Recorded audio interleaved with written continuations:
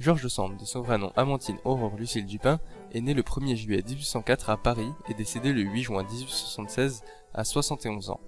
Elle est, du côté de son père, l'arrière-petite-fille du maréchal de France, Maurice de Saxe, et du côté de sa mère, arrière-petite-fille d'un maître paulmier. Ses origines métissées, populaires et aristocrates expliquent la personnalité de la future George Sand et de son engagement politique à venir. Mais sa prise de conscience de son engagement politique arrivera le 27, 28 et 29 juillet 1830, lors des journées dites des Trois Glorieuses. Aurore rencontrera Jules Sandeau, ce qui la marquera et l'influencera dans le futur.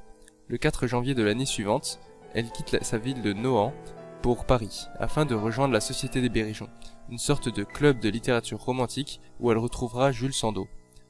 Aurore obtiendra une permission de travestissement de la préfecture de police et adoptera un costume masculin, plus économe et plus pratique.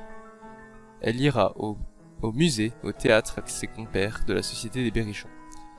Elle commence ensuite une carrière de journaliste pour le Figaro accompagnée de Jules Sandeau. Ils en profitent pour publier un roman nommé Rose et Blanche sous le nom factice de Jules Sand, dérivé de Jules Sandeau. Un autre roman sera commandé par un éditeur ayant apprécié le premier livre. L'éditeur demanda à ce que ce roman soit publié sous le même nom, mais Jules Sandeau refuse d'y être associé. Aurore décide donc de l'écrire seule sous le nom de George Sand. Aurore, en tant qu'écrivaine, aura plusieurs périodes distinctes. De 1832 à 1840, elle écrira des œuvres romantiques avec un soupçon de féministe et de révolte sociale contre les préjugés. À partir de 1840, elle écrira des romans à inspiration socialiste et mystique. Aurore écrivait beaucoup de romans féministes, ce qui lui a valu beaucoup d'attaques misogynes provoquées par des préjugés sur les femmes. Mais elle avait aussi un engagement politique très fort. Même en faisant abstraction de tout cela, George Sand fut l'écrivaine la plus populaire en Europe à seulement 27 ans. George Sand supportait les classes moyennes, mais aussi les droits de la femme. Quand la révolution de 1848 commença, elle devint une républicaine. Elle se sentait enragée contre la Commune de Paris, ce qui se ressent dans plusieurs écrits.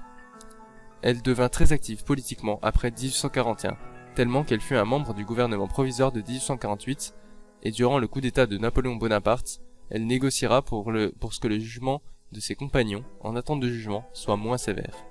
George Sand était très connue pour son implication dans la Commune de Paris, où elle prit position pour l'Assemblée de Versailles en 1871 afin de stopper les rebelles et les révolutionnaires.